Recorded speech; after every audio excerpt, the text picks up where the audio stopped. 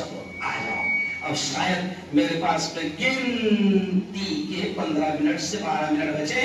चलो आओ, आज का जो हमारा अहम उन्वान था, क्योंकि जाहिर बात है कि मैं हिस्ट्री बयान ही नहीं कर सकता इतने कम वक्त में। हाँ, 55 मिनट का बयान भी मेरा आ चुका है इस उन्वान पर।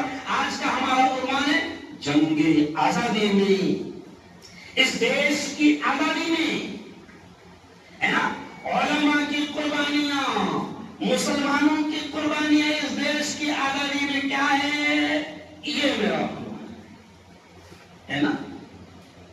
और हमने पूरे हिंदुस्तान के उलमा से अपील की है कि 15 अगस्त से एक दिन पहले आ जा रहा 14 अगस्त, और 14 अगस्त को आ जा रहा जुम्मा, है ना।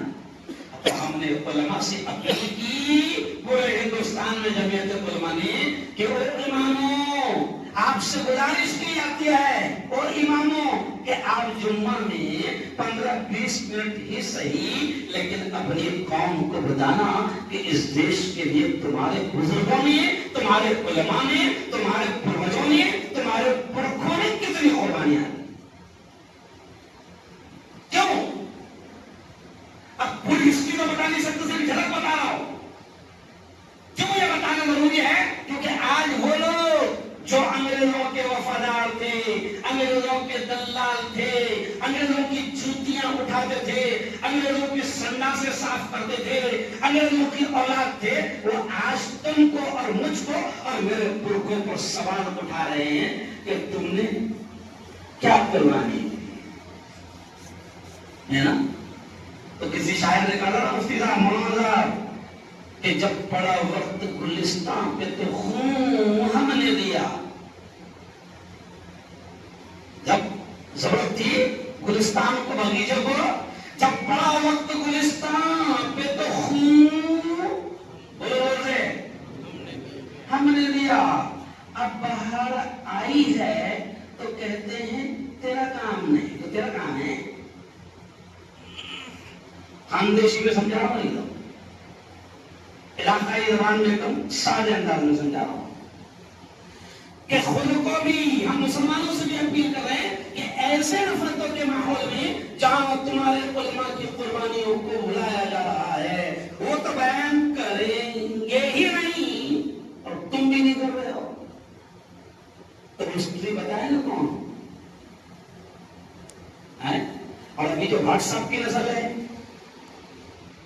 अरे बोलो, व्हाट्सएप यूनिवर्सिटी मालूम है ना, व्हाट्सएप की नस्ल जो कभी किताबें खोलकर देखने को तैयार नहीं है, उनको तो उतना ही मिल रहा है जितना भेजा जा रहा है।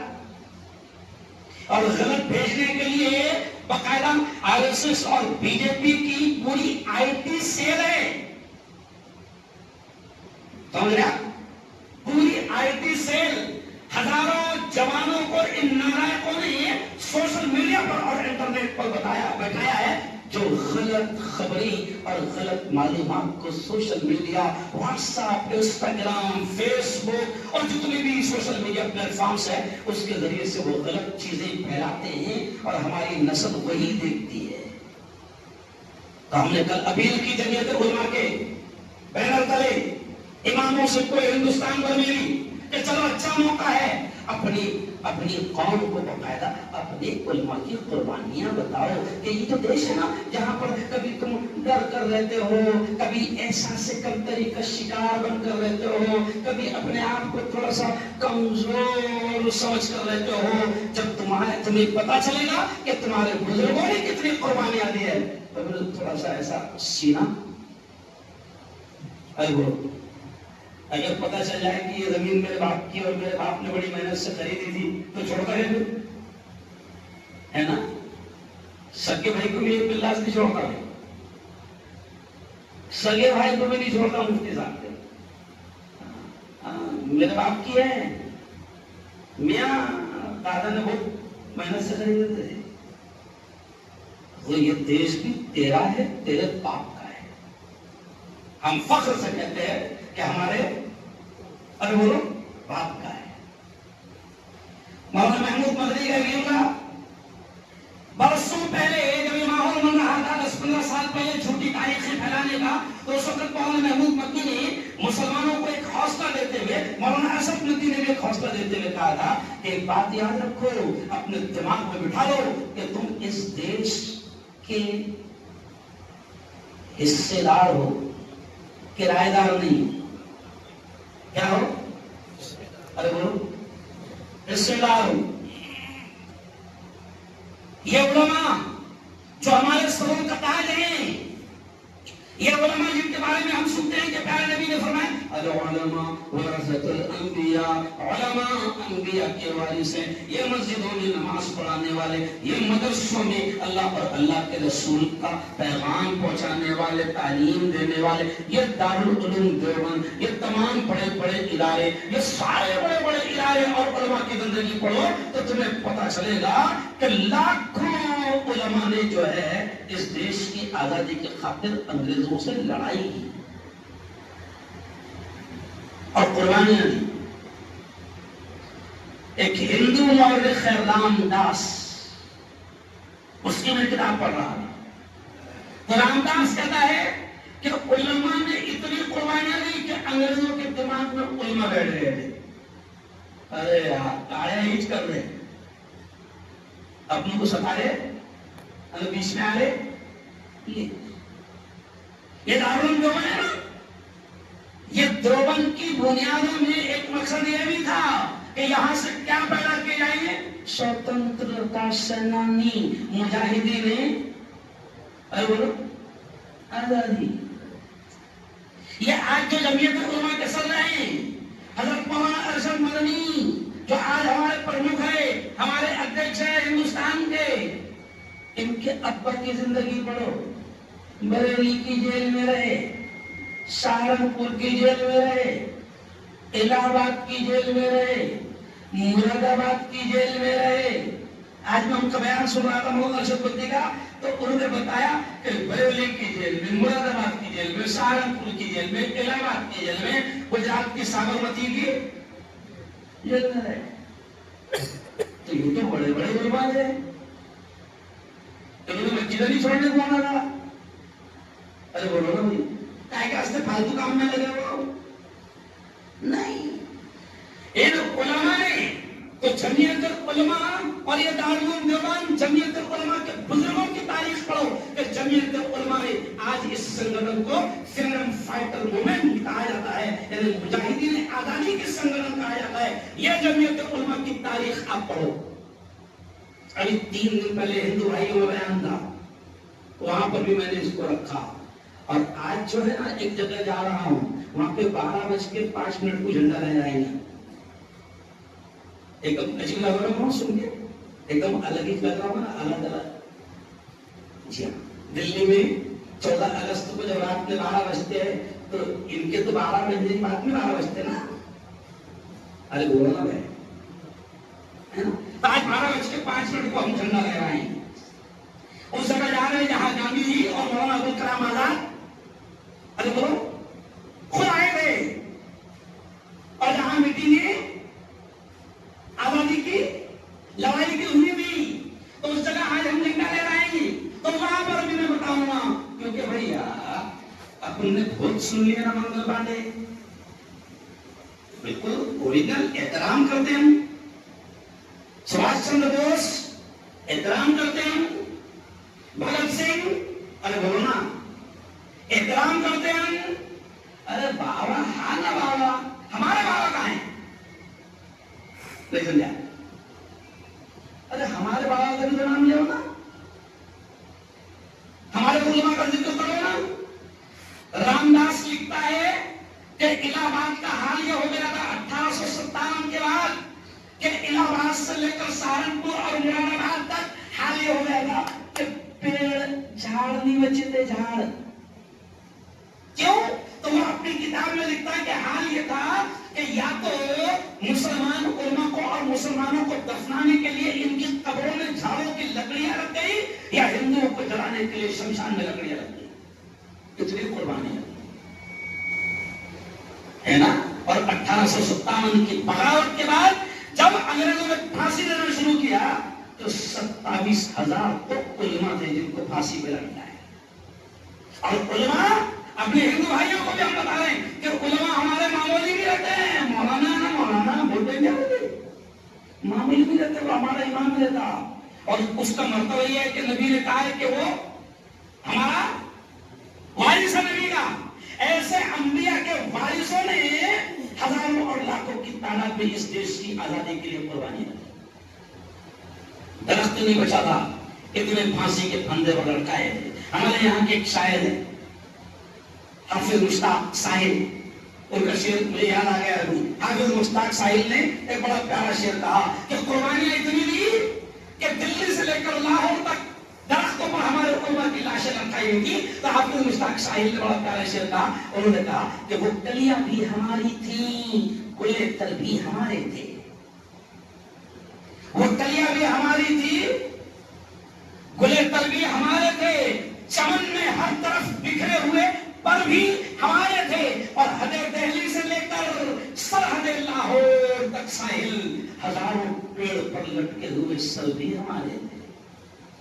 इतने कुर्बानियां हैं हमारे बुजुर्गों ने, हमारे अस्लाफ ने, है ना। मैं आपसे अपील करता हूं, मेरी भी ताकत नहीं कि मैं पूरी हिस्ट्री को बयान करूं, लेकिन मैं आपसे हाथ जोड़कर अपील करूंगा। हमारे पास हाथ जोड़ना नहीं है, फिर भी पढ़ो यारों कुछ, ताकि तुम्हें हमें पता चले कि इस देश की खातिर हमारे बुजुर्गों ने कितनी कुर्बानियां दी और इस देश को कैसे सजाया सवारा। और जब फिर कोई गद्दार, अंग्रेजों का वफादार, अंग्रेजों के तल में चाटने वाला, अंग्रेजों का वादा माफ गवा, अंग्रेजों की संडा से साफ करने वाले अगर हमसे ये कहे कि तुम्हारा इस देश में क्या है, तो हम पूछते बता कमीने तेरा क्या है रे?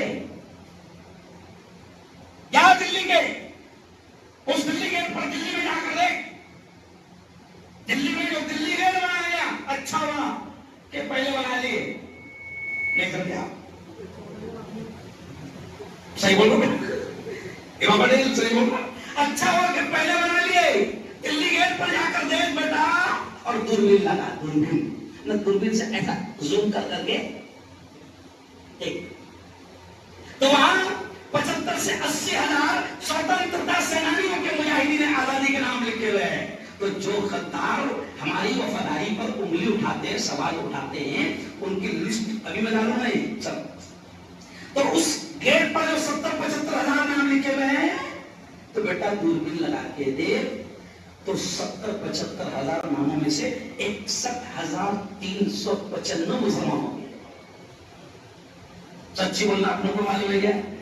नहीं है ना, पढ़ते ना अपने को इतना मालूम है क्या भाव चल रहा? 61,395 अरे बोलो मुसलमान, 8,050 सिख बिरादरी, कौन सी 8,050 सिख बिरादरी, और पिछड़े जाति जमाती 14,480। ये डाटा सब मौजूद है, मुफ्ती गूगल से पूछो, देखो कैसे मुफ्ती गूगल से पूछो, क्योंकि आजकल मसले भी उससे पूछ रहे ना, गूगल वजूद जुड़ जाए तो कैसे क्या करना। तो सिख 8,050, पिछड़ी जाति के 14,480, और दलित भाई 10,777, और स्वर्ण जो अपने आप को एकदम उच्च बोलते, नहीं समझा? मतलब ये पूरे हजार बनने की, अरे बोलो ना, हाँ सिर्फ 598 कितने, 598 सिंधी समाज के हिसाब से 9, गुजराती 6, कितने, अरे बोलो ना 6, और मारवाड़ी, अरे बोलो ना 6, गुजराती 6, और पूरा देश का तुम्हारे बाप कह रहे कि दोनों मिलकर राज कर रहे, तुम बड़ी बात नहीं। और एकदम सादे अंदाज में बात खत्म करते होगा कि अपने बुजुर्गों की हिस्ट्री और कुर्बानियों को पढ़ो, है ना। अभी मैंने थोड़ा बहुत पढ़ा तो आपको एकदम कंगाल बोलूंगा ना, नहीं पढ़े तो ऐसा आदमी क्या करता, ऐसा नीचे मुंडी डाल के गंदी करके जैसा, अरे बोलो सुनता, बोले कोई भी झूठ बोलता कि तो सावरकर ने ऐसा करा, कहा था सावरकर? अरे जो हमारा शेर, अच्छा 2 मिनट में क्या करोगे, इतना इंटरेस्टिंग मौजूद है। 2 मिनट में सुनो, क्या सुनो, आजादी की लड़ाई को कब से बयान किया गया? 1857 से। मुफ्ती मुदस्सिर साहब कहां से बयान करते? अरे 1857 में जो बगावत हुई, अल्हम्दुलिल्लाह उसका सरदार तुमने भी पकड़ के जिसको बनाए थे वो हमारे इस तबादुल साहब होता। तो 1857 तो बात की बात है। 1498 से अंग्रेजों ने कारोबार की नियत से आना जाना चालू, सिर्फ इशारे करवाना है, पढ़ने का बोला तो पैसे से नहीं रहेगी, मैं पूरा सुनूंगा तुमको। 1498 से आना जाना अंग्रेजों का शुरू हुआ और 1601 में ईस्ट इंडिया कंपनी के नाम से पाव जमा लिया। तो पहला हमारा मौलाना था शाह अब्दुल हक मुहद्दिस दिल्ली, उन्होंने भाप लिया। अरे बाप रे, इनके इरादे कुछ अच्छे नहीं थे। फिर उन्होंने अपने असातिज़ा और टीचरों को और बच्चों को समझाना शुरू किया, नहीं बेटा अपना मुल्क गलत हाथों में जा रहा है। फिर आगे चल के हमारा एक शेर आलिम दीन शाह अब्दुल अजीज मुहद्दिस दिल्ली ने डायरेक्ट कह दिया, फतवा दे दिया।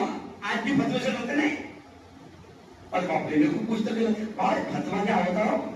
मतलब फतवा इतना डेंजर रहता है कि हमारे मौलाना बोला यहाँ से पूछ जाता।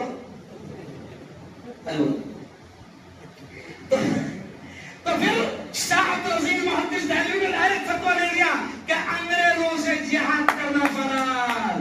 तो जिहाद करना फर्ज मतलब सवाब, यानी उसको खानदेशी में अपन बोलेंगे। शाह अब्दुल अजीज मुहद्दिस दिल्ली ने बोल दिया कि अंग्रेजों को मुक्का मारना सवाब नहीं समझा, अंग्रेजों को लाता मारना, अरे बोलो ना भाई, सवाब। अंग्रेजों को पकड़ के यहां से भगा कर निकालना सवाब। अब अंग्रेजों के पैरों की जमीन खसक गई। अरे बाप रे, इनके मौलाना ने मारना साहब बोल दिया थे। फिर वहां से अंग्रेजों के कदम अरे बोलो पीछे हटना शुरू हुए। फिर हमारा एक शेर जब तक जिंदा था, जब उसकी कब्र पर खड़े रहे, जब वो शहीद हुआ अपनों की गद्दारी से, मसला अपनों को रहता, अपने गद्दार क्या बोलते उसको मराठी में। तो जब हमारा शेर शहीद हुआ तो उस वक्त अंग्रेज उस जगह पर भी मैं गया और वहां पर मैंने फातिहा पढ़ा शहीद टीपू सुल्तान रहमतुल्लाह अलैह की मज़ार पर जाकर कि जहां पर शहीद पड़े हुए थे और अंग्रेज आने को करीब कर रहा है, जबकि मर चुके हैं क्योंकि आंखें खुली है और हाथ में तलवार है। अरे वो डर, वो दबदबा, वो खौफ था हमारे शेर का कि मरने के बाद भी अंग्रेज करीब नहीं आ रहा था। कुछ तो नहीं आई ना, क्या नहीं है ना? और जब यकीन हो गया कि शेर चला गया, तब जाकर अंग्रेज ने कहा कि आज से भारत हिंदुस्तान हमारा। और आज कुछ गद्दारों के पेट के उस शेर का नाम लेना पसंद नहीं कर रहे। तो ऐसा टन टन बोलना भी बहुत जरूरी है, ऐसा आईना दिखाना भी बहुत अरे बोलो जरूरी है। चलो इसी शेर पर बात खत्म कि जो लोग हमसे पूछते हैं हमारी कुर्बानियां, तो हम उनसे कहते हैं कि तेरे बदन से, शेर सुनो, हम उनसे कहते हैं कि तेरे बदन से न तेरी आस्तीन से आएगी, हम ही शहीद हुए हैं, हम ही से आएगी। बदल रहे हो जो तारीख, हिस्ट्री बदल रहे हो जो तारीख, तो बदल ना दो। हमारे खून की खुशबू जमीन से आए, कहां जाएगी? अभी लाल किले पे तू कल जाएगा ना बेटा, तो लाल किले की दीवार पर ऐसा पूछना किसने बनाया रे, किसका है रे? तो लाल किला बोलेगा झूठे, इसका है रे।